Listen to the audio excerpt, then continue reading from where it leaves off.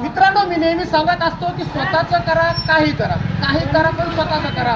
तुम्ही फुल विका, झेरॉक्सची मशीन टाका, पांढरपेट टाका, का यूट्यूबर बना. विशाल कदम नावाचा भैया माझ्यासोबत आहे.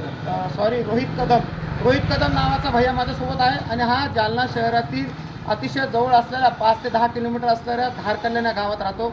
7,45,000 सबस्क्रायबर आहे. मित्रांनो, पुन्हा ऐका, 7,45,000 या मित्राचे सबस्क्रायबर आहे आणि हा ब्लॉग टाकतो.